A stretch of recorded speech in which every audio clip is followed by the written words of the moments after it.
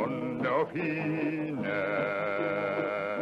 night train to the end, running hard and running fast to meet my future and away from my past, taking the gamble that cannot last, night train to the end.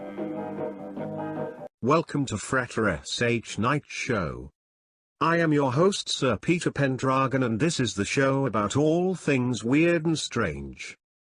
We have a very unique lineup for you on this show. We have UFO reports, ghost reports, and classic science fiction pulp stories told from magazines such as Amazing Stories. A book I wish to tell you about is Robert Hunter's Occult Exposed Omnibus. The Occult Omnibus looks at what happened after the events of the Tower of Babel. The Babylonian religion continued on. This book looks at symbology, but also there 4 great cults that hide in our religions. Once the reader is familiar with these cults, they will learn about Jesus Christ and how he can save them. You can find this book at www.lulu.com/spotlight/fratersh. The works of Sederingrad Productions. We recommend our Ethiopic Holy Bible Volume 1 that is quite popular and attempts to bring the Book of Enoch back into the Bible's list of books. Also check out the list of links that includes videos made for VidMe, BitChute, DTube, YouTube and more. First a word about Sederingrad Productions, and then we will have paranormal news. Welcome to Sederingrad Productions. We specialize in spiritual books, comic books and old public domain books that have long been forgotten. We also have done artwork for war, history books and fiction-based works. We recommend our Ethiopic Holy Bible Volume 1 that is quite popular and attempts to bring the Book of Enoch back into the Bible's list of books. The Ethiopic Holy Bible Volume 1 also has a few selections from Josephus, a Jewish historian. And also the book has Jubilees and the Apocrypha, which is also available in Catholic Bibles. Frater SH is an esoteric researcher who is out to reveal ancient knowledge, both known and forbidden. Frater SH has appeared on Joshua P. Warren's Speaking of Strange, Kevin Smith's show, UFO Show, and Ghost Chronicles International with Ron Clerk and Richard Felix, the historian from Most Haunted on the Travel Channel. You can find Frater's Conspiracy Spirituality store at http://www.lulu.com/spotlight/fratersh. Welcome back, and now paranormal news. Witness says diamond-shaped object was humongous. By Roger Marsh. A Pennsylvania witness at York reported watching a humongous object fly directly overhead, after a smaller object was ejected from it at a distance, according to testimony in case 83329. From the Mutual UFO Network, MUFON, witness reporting database. The witness was inside watching television when 2 bright lights were noticed at a distance.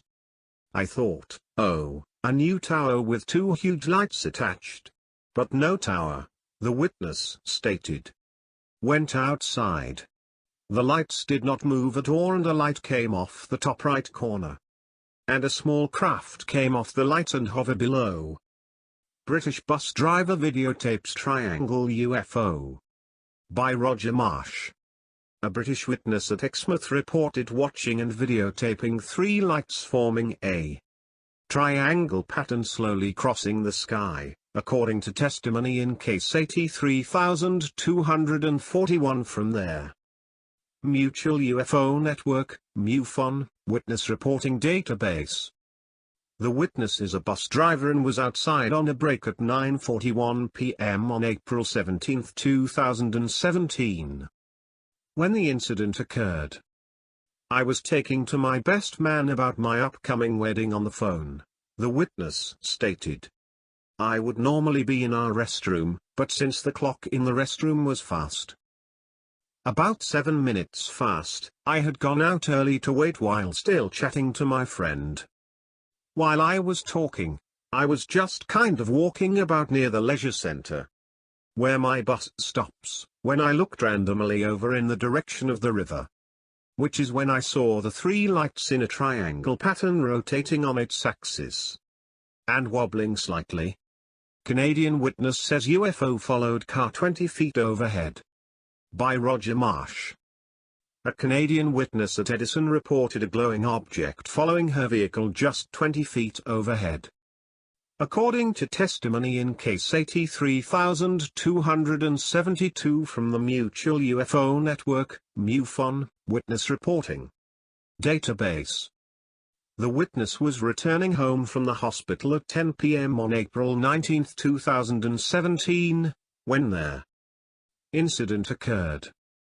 It was about a 15-minute drive, but felt much longer that night, the witness stated. No vehicles in sight.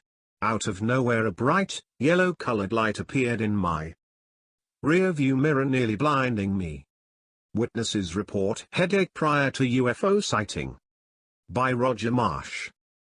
A Michigan witness at Plainwell reported experiencing a strong headache moments before watching a silent, triangle-shaped object moving overhead under 500 feet, according to testimony in case 82875 from the Mutual UFO Network, MUFON, witness reporting database.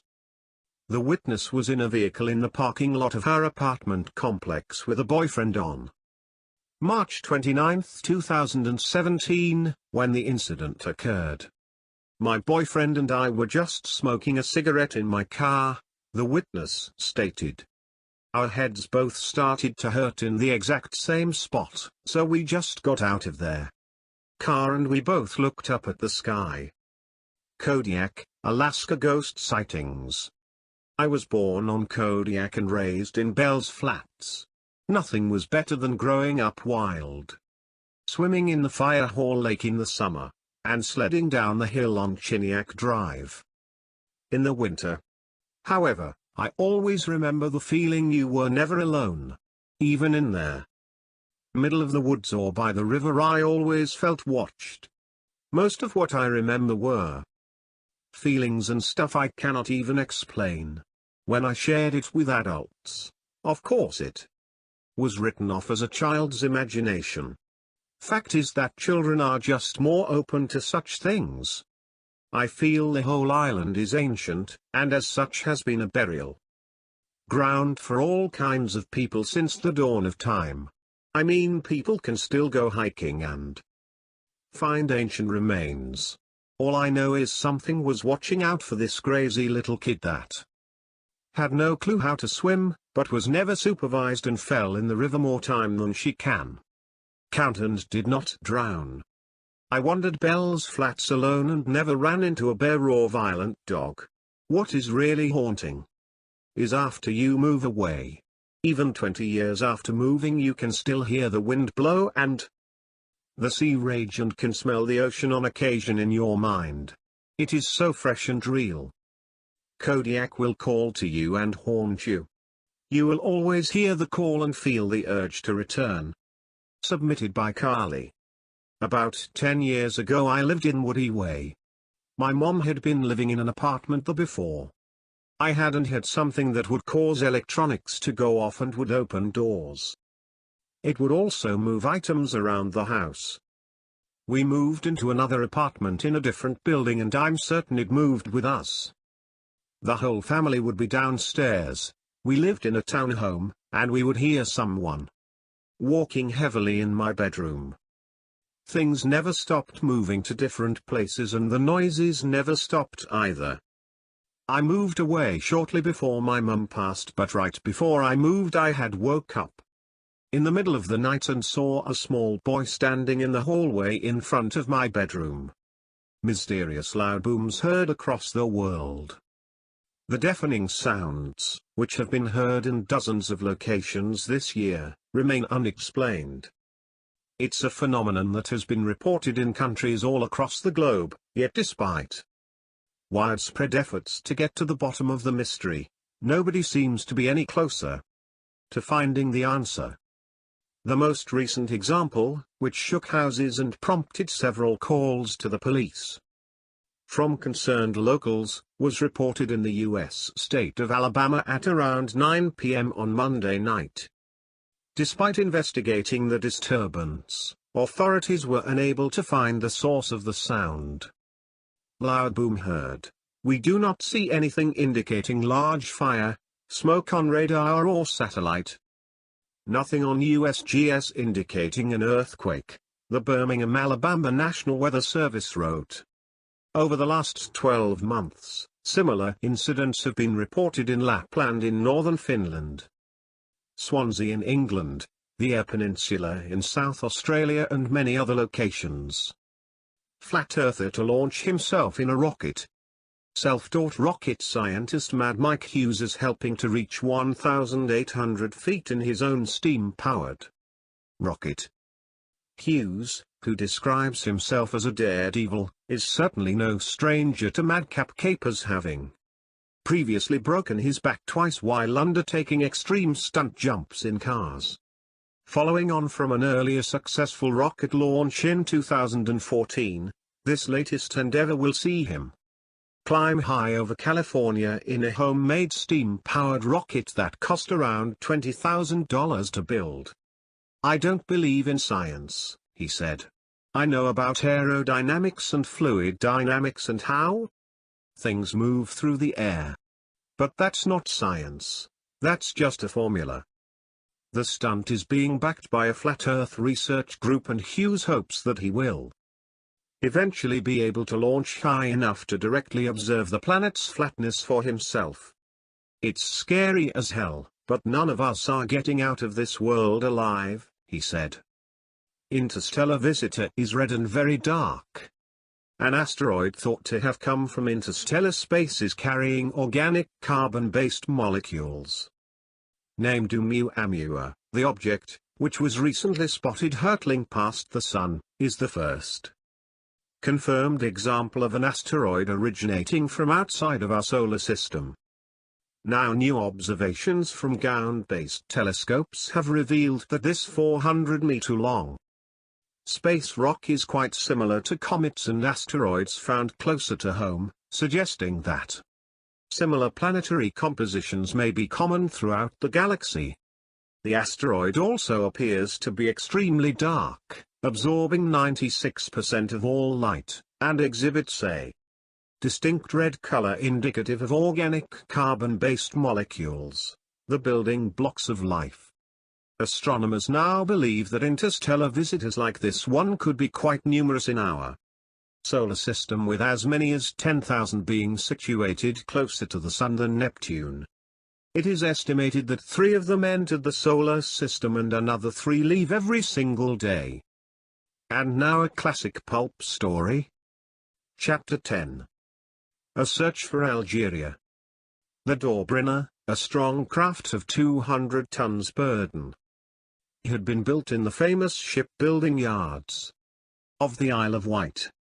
Her sea-going qualities were excellent, and would have amply sufficed for a circumnavigation of the globe. Count Timascheff was himself no sailor, but had the greatest confidence in leaving the command of his yacht in the hands of Lieutenant Procope, a man of about 30 years of age, and an excellent seaman. Born on the Count's estates, the son of a serf who had been emancipated long before the famous edict of the Emperor Alexander, Procope was sincerely attached, by a tie of gratitude as well as of duty and affection, to his patron's service. After an apprenticeship on a merchant ship, he had entered the Imperial Navy, and had already reached the rank of lieutenant when the Count appointed him to the charge of his own private yacht, in which he was accustomed to spend by far the greater part of his time, throughout the winter generally cruising in the Mediterranean, whilst in the summer he visited more northern waters. The ship could not have been in better hands. Their lieutenant was well informed in many matters outside the pale of his profession, and his attainments were alike creditable to himself and to the liberal friend who had given him his education. He had an excellent crew, consisting of Tiglu, the engineer, 4 sailors named Negok, Tolstoy, Itkev, and Ponavka, and Mushel the cook. These men, without exception, were all sons of the Count's tenants, and so tenaciously, even out at sea, did they cling to their old traditions, that it mattered little to them what physical disorganization ensued, so long as they felt they were sharing the experiences of their lord and master. The late astounding events, however, had rendered Prokop manifestly uneasy, and not the less so from his consciousness that the Count secretly partook of his own anxiety. Steam up and canvas spread, the schooner started eastward. With a favorable wind she would certainly have made 11 knots an hour had not there high waves somewhat impeded her progress. Though only a moderate breeze was blowing, the sea was rough, a circumstance to be accounted for only by the diminution in the force of the earth's attraction, rendering the liquid particles so buoyant, that by the mere effect of oscillation they were carried to a height that was quite unprecedented. Amerigo has fixed 25 or 26 feet as the maximum elevation ever attained by the highest waves, and his astonishment would have been very great to see them rising 50 or even 60 feet. Nor did these waves in the usual way partially unfurl themselves and rebound against the sides of the vessel. They might rather be described as long undulations, carrying the schooner, its weight diminished from the same cause as that of the water, alternately, to such heights and depths, that if Captain Sir Vadak had been subject to seasickness he must have found himself in sorry plight. As the pitching, however, was the result of a long uniform swell, their yacht did not labor much harder than she would against the ordinary short strong waves of their Mediterranean. The main inconvenience that was experienced was the diminution in her proper rate of speed. For a few miles she followed the line hitherto presumably occupied by the Coit of Algeria, but no land appeared to the south. The changed positions of the planets rendered them of no avail for purposes of nautical observation, nor could Lieutenant Prokop calculate his latitude and longitude by the altitude of the sun, as his reckonings would be useless when applied to charts that had been constructed for the old order of things, but never by means of the log, which gave him their rate of progress, and by the compass which indicated the direction in which they were sailing. He was able to form an estimate of his position that was sufficiently free from error for his immediate need. Happily the recent phenomena had no effect upon the compass. The magnetic needle, which in these regions had pointed about 22 degrees from the North Pole, had never deviated in the least, a proof that, although east and west had apparently changed places, north and south continued to retain their normal position as cardinal points. The log and the compass, therefore, were now to be called upon to do the work of the sextant and chronometer, which had become utterly useless. On the first morning of the cruise, Lieutenant Prokop, who, like most Russians, spoke French fluently, was explaining these peculiarities to Captain Servadak. The Count was present, and the conversation perpetually recurred, as naturally it would, to the phenomena which remained so inexplicable to them all. "It is very evident," said the lieutenant, "that ever since the 1st of January the Earth has been moving in a new orbit, and from some unknown cause has drawn nearer to the Sun." "No doubt about that," said Servadac, "and I suppose that, having crossed the orbit of Venus, we 22 amazing stories have a good chance of running into the orbit of Mercury, and finish up by a collision with the Sun," added the Count. "There is no fear of that, sir.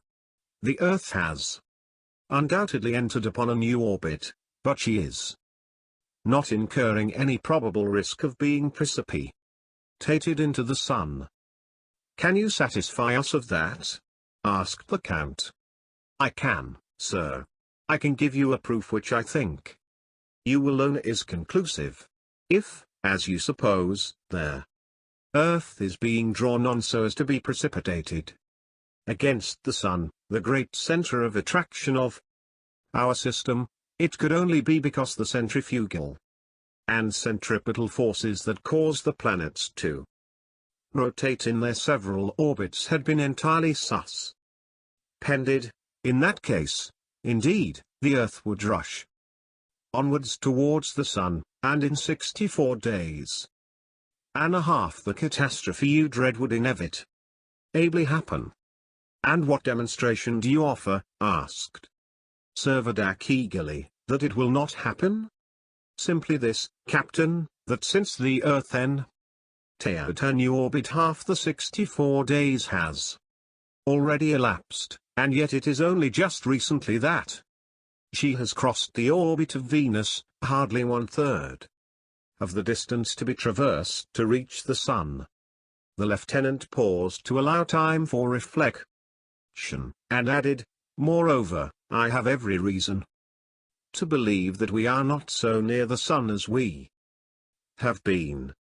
The temperature has been gradually diminishing, the heat upon Gobi Island is not greater now than we might ordinarily expect to find in Algeria. At the same time, we have there problem still unsolved that the Mediterranean has evidently been transported to the equatorial zone." Both the Count and the Captain expressed themselves reassured by his representations, and observed that they must now do all in their power to discover what had become of the vast continent of Africa, of which they were hitherto failing so completely to find a vestige. 24 hours after leaving the island, their Dobryna had passed over the sites where Tens, Churchill, Collioure, and Sidi Fruck once had been. But of these towns not one appeared within range of the telescope. Ocean reigned supreme. Lieutenant Procope was absolutely certain that he had not mistaken his direction. The compass showed that the wind had never shifted from the west, and this, with the rate of speed as estimated by the log, combined to assure him that at this date, the 2nd of February, the schooner was in lat. 36 degrees 49 N and long. 3 degrees 25 E, the very spot which ought to have been occupied by the Algerian capital. But Algiers, like all the other coast towns, had apparently been absorbed into the bowels of the earth. Captain Servadac, with clenched teeth and knit brow, stood sternly, almost fiercely, regarding the boundless waste of water. His pulse beat fast as he recalled the friends and comrades with whom he had spent the last few years in that vanished city. The images of his past life floated upon his memory. His thoughts sped away to his native France, only to return again to wonder whether the depths of ocean would reveal any traces of their Algerian metropolis. "Is it not impossible," he murmured aloud, "that any city should disappear so completely? Would not the loftiest eminences of the city at least be visible? Surely some portion of the Kasbah must still rise above the waves? The imperial fort, too, was built upon an elevation of 750 feet. It is incredible that it should be so totally submerged. Unless some vestiges of these are found, I shall begin to suspect that the whole of Africa has been swallowed in some vast abyss. Another circumstance was most remarkable. Not a material object of any kind was to be noticed floating on the surface of the water. Not one branch of a tree had been seen drifting by, nor one spar belonging to one of the numerous vessels that a month previously had been moored in the magnificent bay, which stretched 12 miles across from Cape Matafutes to Point Fexade. Perhaps the depths might disclose what the surface failed to reveal. And Count Timushkv, anxious that Servadac should have every facility afforded him for solving his doubts, called for the sounding line. Forthwith, the lead was greased and lowered. To the surprise of all, and especially of Lieutenant Prokop, the line indicated a bottom at a nearly uniform depth of from 4 to 5 fathoms, and although the sounding was persevered with continuously for more than 2 hours over a considerable area, the differences of level were insignificant, not corresponding in any degree to what would be expected over the site of a city that had been terraced like the seats of an amphitheatre. Astounding as it seemed, what alternative was left but to suppose that the Algerian capital had been completely leveled by the flood? The sea bottom was composed of neither rock, mud, sand, nor shells. The sounding lead brought up nothing but a kind of metallic dust, which glittered with a strange iridescence, and the nature of which it was impossible to determine, as it was totally unlike what had ever been known to be raised from the bed of the Mediterranean. You must see, Lieutenant, I should think, that we are not so near the coast of Algeria as you imagined. The lieutenant shook his head. After pondering a while, he said, if we were far there away I should expect to find a depth of 200 or 300 fathoms instead of 5 fathoms. 5 fathoms. I confess I am puzzled. For the next 36 hours, until the 4th of February, the sea was examined and explored with the most unflagging perseverance. Its depth 3 remained invariable, still 4, or at most 5 fathoms, and although its bottom was assiduously dredged, it was only to prove it barren of marine production of any type. The yacht made its way to lat. 36 degrees north, by refer.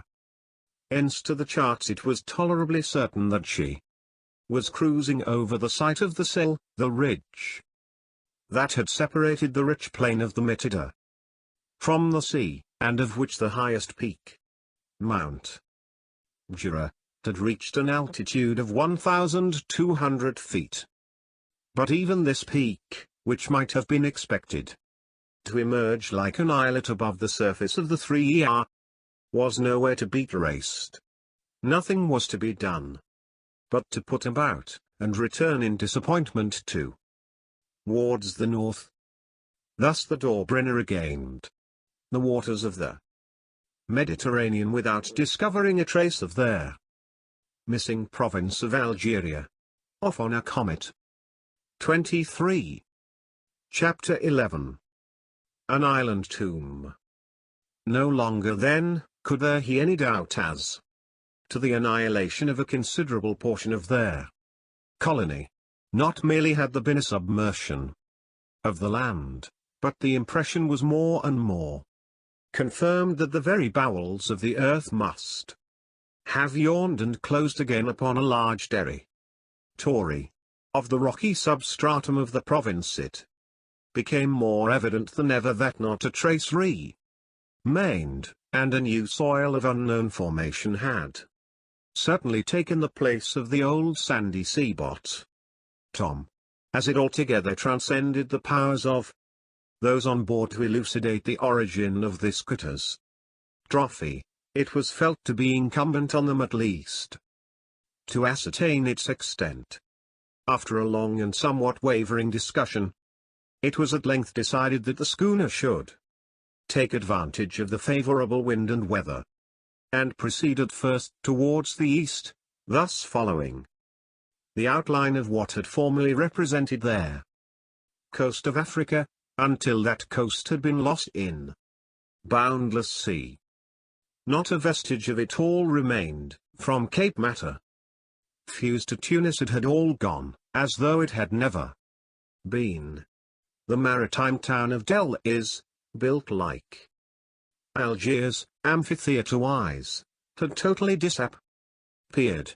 The highest points were quite invisible, not a trace on the horizon was left of the Jurjura chain, the topmost point of which was known to have an altitude of more than 7,000 feet. Unsparing of her fuel, the Dobryna made her way at full steam towards Cape Blanc. Neither Cape Negro nor Cape Sirat was to be seen. The town of Izota, once charming in its oriental beauty, had vanished utterly. Its marabouts, or temple tombs, shaded by magnificent palms that fringed their gulf, which by reason of its narrow mouth had their semblance of a lake, all had disappeared, giving place to a vast waste of sea, the transparent waters of which, as still demonstrated by the sounding line, had ever the same uniform and arid bottom. In the course of the day the schooner rounded their point where, 5 weeks previously, Cape Blanc had been so conspicuous an object, and she was now stemming the waters of what once had been their Bay of Tunis. But bay there was none, and the town from which it had derived its name, with the arsenal, the Goleta, and the 2 peaks of Bou Cornain, had all vanished from the view. Cape Bon, too, the most northern promontory of Africa, and the point of the continent nearest to the island of Sicily, had been included in the general devastation. Before the occurrence of the recent prodigy, the bottom of the Mediterranean just at this point had formed a sudden ridge across the Straits of Libya. The sides of the ridge had shelved to so great an extent that, while the depth of water on the summit had been little more than 11 fathoms, that on either hand of the elevation was little short of 100 fathoms. A formation such as this plainly indicated that at some remote epoch Cape Bon had been connected with Cape Fiorina, the extremity of Sicily, in the same manner as Ceuta has doubtless been connected with Gibraltar.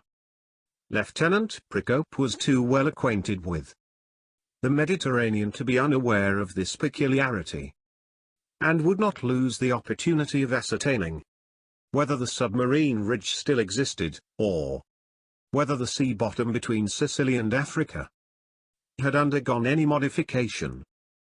Both teamers Hiff and Servady were much interested in watching the operations. At a sign from the lieutenant, a sailor who was stationed at their foot of the fore shrouds dropped the sounding lead into the water, and in reply to Procope inquiries, reported 5 fathoms and a flat bottom. The next aim was to determine the amount of depression on either side of the ridge, and for this purpose the Dobryna was shifted for a distance of half a mile both to the right and left, and the soundings taken at each station 5 fathoms and a flat bottom was the unvaried announcement after each operation. Not only, therefore, was it evident that the submerged chain between Cape Ian and Cape Furina no longer existed, but it was equally clear that the convulsion had caused a general leveling of the sea bottom, and that the soil degenerated, as it has been said, into a metallic dust of unrecognized composition, bore no trace of the sponges, sea anemones, starfish, sea nettles, hydrophytes, and shells with which the submarine rocks of the Mediterranean had hitherto been prodigally clothed. The Dobryna now put about and resumed her explorations in a southerly direction.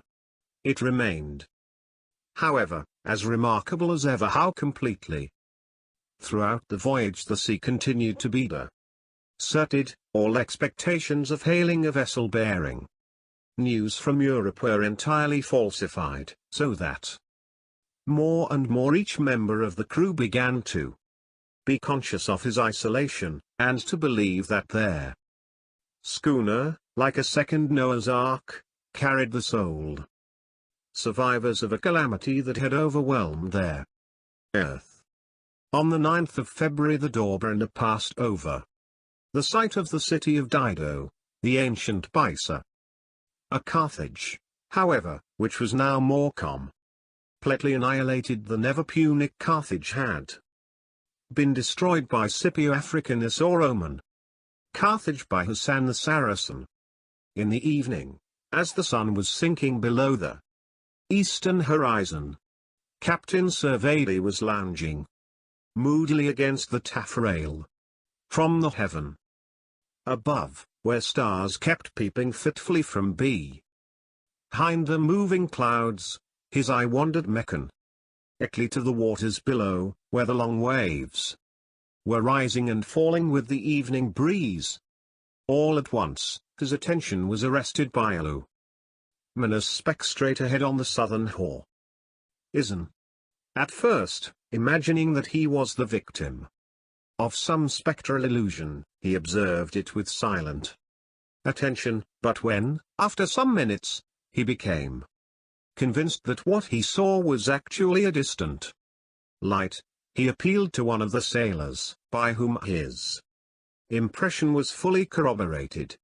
The intelligence was immediately imparted to Count Timashev and the lieutenant. "Is it land, do you suppose?" inquired Servadae eagerly. "I should be more inclined to think it is a light on board some ship," replied the Count. "Whatever it is, in another hour we shall know all about it," said Servadae. "No, Captain," interposed Lieutenant Procope. "We shall know nothing until tomorrow." 24. Amazing stories. "What? Not bear down upon it at once?" asked the Count in surprise. "No, sir, I should much rather light and wait till daylight. If we are really near land, I should be afraid to approach it in the dark." The Count expressed his approval of the lieutenant's caution, and thereupon all sail was short, and so as to keep the Dobryna from making any considerable progress all through the hours of night. Few as those hours were, they seemed to those on board as if their end would never come, fearful lest the faint glimmer should at any moment cease to be visible. Hector Servadac did not quit his post upon the deck, but the light continued unchanged. It shone with about the same degree of luster as a star of the second magnitude, and from the fact of its remaining stationary, Procope became more and more convinced that it was on land and did not belong to a passing vessel. At sunrise every telescope was pointed with keenest interest towards the center of attraction. The light, of course, had ceased to be visible, but in the direction where it had been seen, and at a distance of about 10 miles, there was the distinct outline of a solitary island of very small extent. Rather, as the Count observed, it had the appearance of being the projecting summit of a mountain all but submerged. Whatever it was agreed that its true character must be ascertained, not only to gratify their own curiosity, but for the benefit of all future navigators. The schooner accordingly was steered directly towards it, and in less than an hour had cast anchor within a few cables' lengths of the shore. The little island proved to be nothing more than an arid rock rising abruptly about 40 feet above the water. It had no outlying reefs, a circumstance that seemed to suggest the probability that in their recent convulsion it had sunk gradually, until it had reached its present position of equilibrium.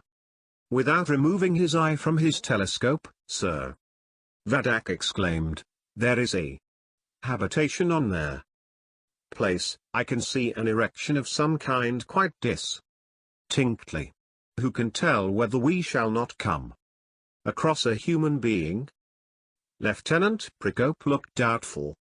The island had all the appearance of being deserted, nor did a cannon shot fired from the schooner have the effect of bringing any resident to the shore.